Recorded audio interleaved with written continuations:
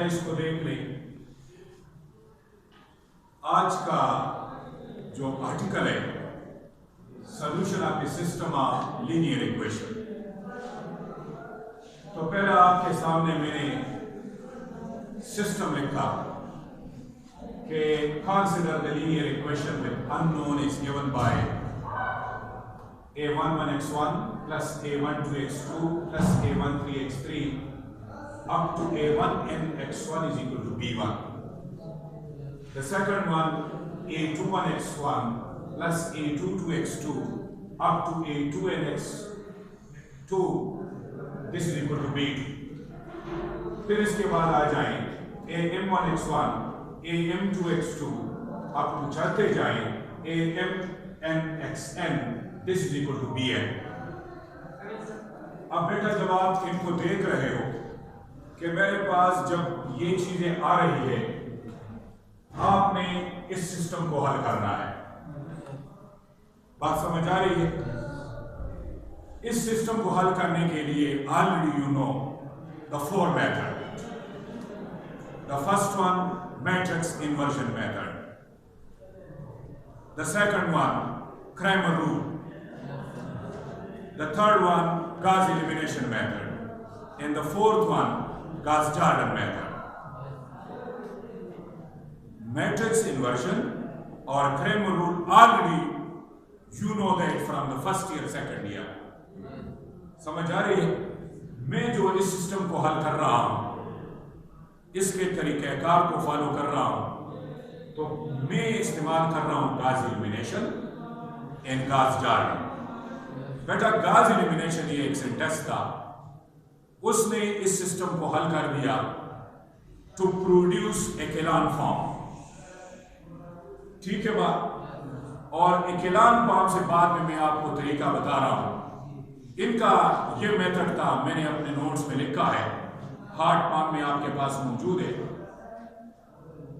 कि गॉस ने कहा कि इस सिस्टम को हल करने के लिए जब आपको सिस्टम मिल जाए तो पहला इनको मैट्रिक्स फॉर्म में लिखो। क्या बात है? मैट्रिक्स फॉर्म में लिखो। मैट्रिक्स फॉर्म में लिखने के लिए आपको ये तरीका मैं बता रहा हूं, देख लें।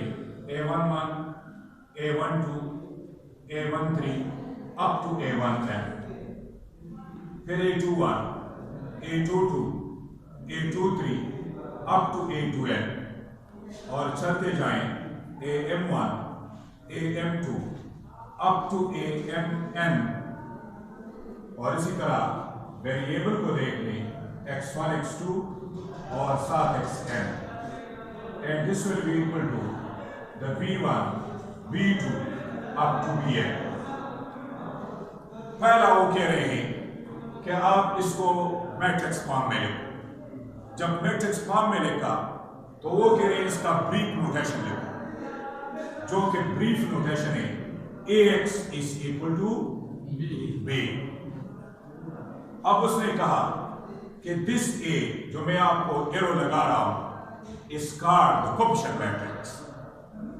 जो आपके सामने ये वाला जो रो है, this is called the variable matrix, और जो ये वाला आपको नजर आ रहा है, this is called the constant matrix. Already आपके पास मौजूद है। अब इसको हल करने का तरीका मैंने आपको बताया कि मैट्रिक्स इन्वर्जन और क्रेमर रूल में छोड़ रहा हूं, आपको पता है, और ना आपके कोर्स में आए क्योंकि आपका लेवल थोड़ा अप हो गया है। तो इसको हल करने के लिए मैं गॉस एलिमिनेशन यूज करूंगा, लेकिन गॉस ने कहा कि मुझे इस मैट्रिक्स पर सॉल्यूशन नहीं है, मैं मैट्रिक्स बना रहा हूं ऑगमेंटेड। समझ आ रही है? अब क्वेश्चन पैदा होता है कि व्हाट इज ऑगमेंटेड मैट्रिक्स। तो ऑगमेंटेड मैट्रिक्स बेटा आपके साथ मौजूद है। द मैट्रिक्स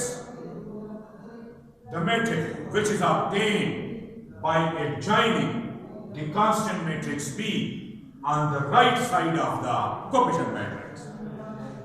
अगर आप राइट जो कांस्टेंट मैट्रिक्स है इसको राइट साइड पर आप इसके अंदर कर लें तो इनसे जो नया मैट्रिक्स बन जाए इसका कहलाएगा ऑगमेंटेड मैट्रिक्स। बात क्लियर हो रही है? अब जब ऑगमेंटेड मैट्रिक्स आपने देखा, चलिए देख लें कि A B is equal to, मैं लिख रहा हूं A11 A12 up to A11 से B1। इसी तरह ये A21 A22 A2n and this is B2। फिर ये देख ले AM1 AM2 up to AMN, और ये मैंने BN लिखा। जो कांस्टेंट मैट्रिक्स था बेटा, मैंने इनको राइट साइड पर लगाया। क्लियर है बात? इसी मैट्रिक्स का नाम है ऑगमेंटेड मैट्रिक्स, डिनोटेड बाय, यहां पर देख लो AB। AB इस तरह मत लिख ले, समझ आ रही है? मेरा जो उस्ताद था वो बोलता था कि AB को इस तरह लिखे, यानी सबस्क्रिप्ट का नोटेशन दे लो, या आपकी किताब वाला इस तरह लिख रहा है। ये 3-4 नोटेशन है इसका, जो आपको पसंद लगे। समझ आ रही है? तो जब भी आप बनाते हो थोड़ा डाटेड से इस तरह कर लें, ताकि आपको पता लग जाए कि this is the equality portion. बात क्लियर है? अब इस सिस्टम को हल करने के लिए आपको मैंने बताया कि गॉस एलिमिनेशन यूज करो, द फर्स्ट वन, जो कि गॉस एलिमिनेशन मेथड है।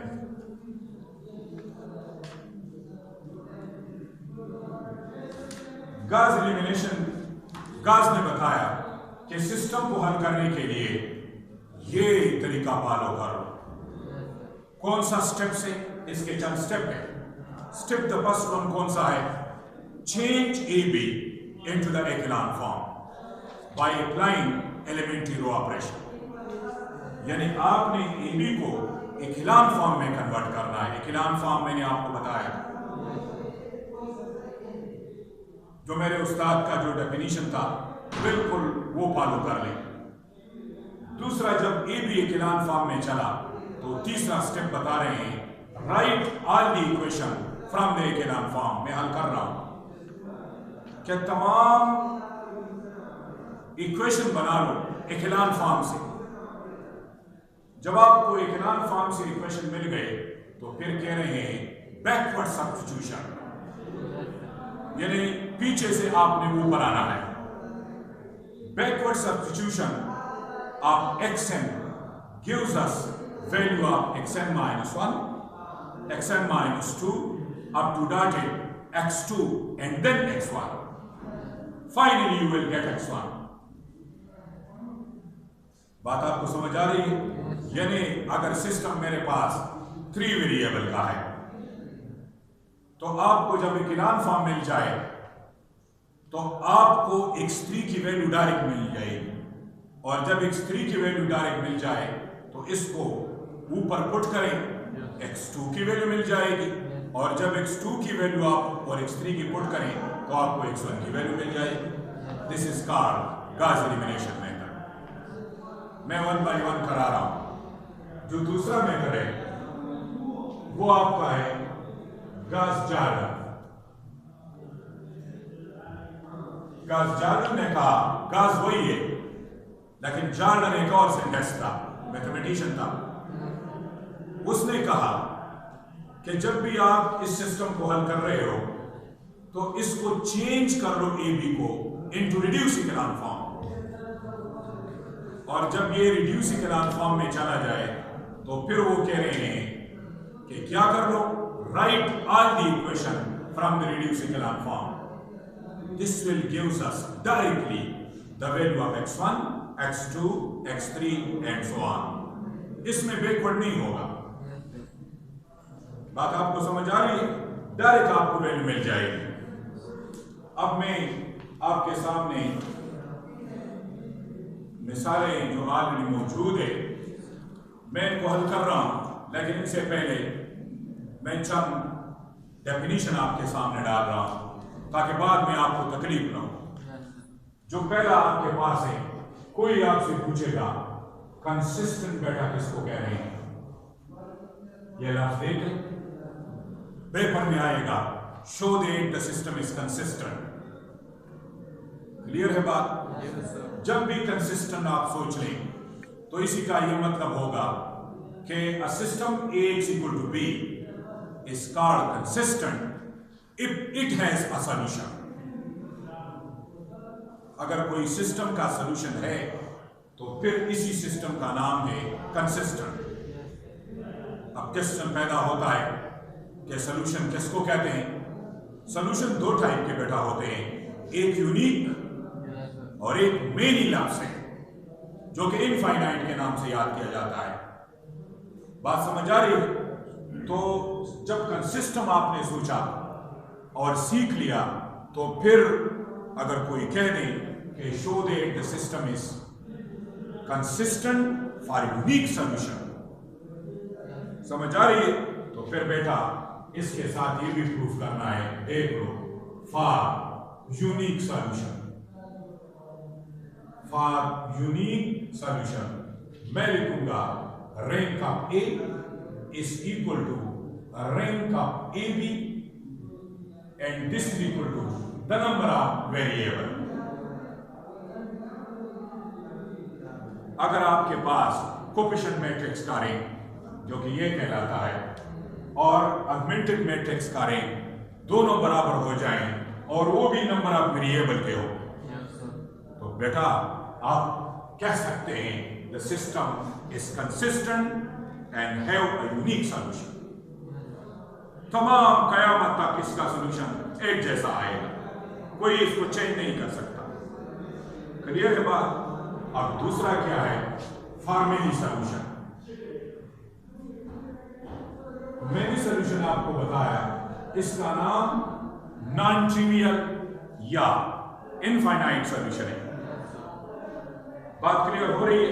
अब इसके लिए मैं बोल रहा हूं कि अगर आपका rank of A is equal to the rank of the augmented matrix A B and this is less than the number of variable, अगर दोनों सिस्टम कोफिशिएंट मैट्रिक्स का रैंक और ऑगमेंटेड मैट्रिक्स का रैंक वो बराबर हो जाए, लेकिन से इनका 2 आया और इनका भी 2 आया, लेकिन वेरिएबल 3 है। बात आपको समझ आ रही है? जब वेरिएबल से कम आया तो इसको कह दें the system is consistent for many solution. बात क्लियर है? तो जब ये बात आपने सीख ली तो दूसरा इनका जो और नाम है वो बहुत आसान है। कौन सा? इनकंसिस्टेंट। कि सिस्टम आपका कब इनकंसिस्टेंट होगा? आसान काम है। इसी का मतलब ये बना कि if rank of A does not equal to the rank of A B, simple. अगर कोफिशिएंट मैट्रिक्स का रैंक 2 आया और ऑगमेंटेड मैट्रिक्स का रैंक 3 आया तो बराबर नहीं है। जब ये बराबर नहीं है तो डायरेक्ट इनको कह दें the system have no solution, the system is inconsistent. तो कंसिस्टेंट का मतलब बना सॉल्यूशन यूनिक है या मेनी है, और इनकंसिस्टेंट का मतलब बना the system have no solution. और नो सॉल्यूशन के लिए बेटा इसका कंसेप्ट चाहिए कि कोफिशिएंट मैट्रिक्स का रैंक और ऑगमेंटेड मैट्रिक्स का रैंक बराबर हो जाए। बात क्लियर है? अब आगे आ जाए।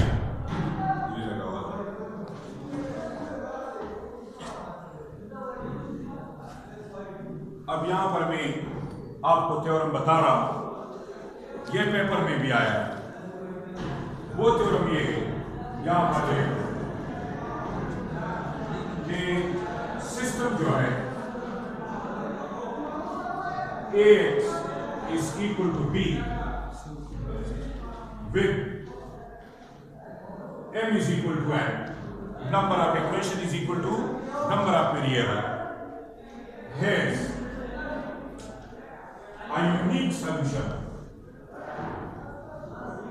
have a unique solution if A is non-singular and that solution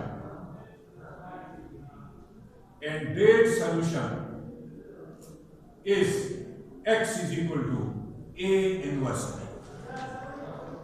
ये थ्योरम था।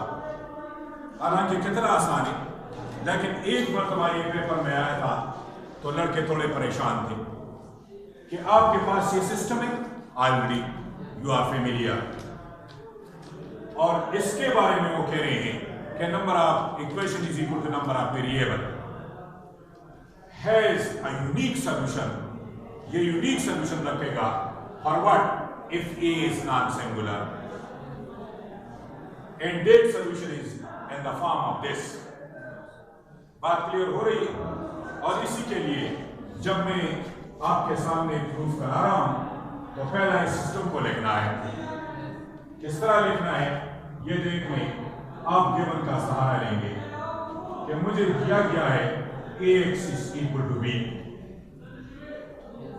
क्लियर है बात? इसको बेटा 1 बनाएंगे।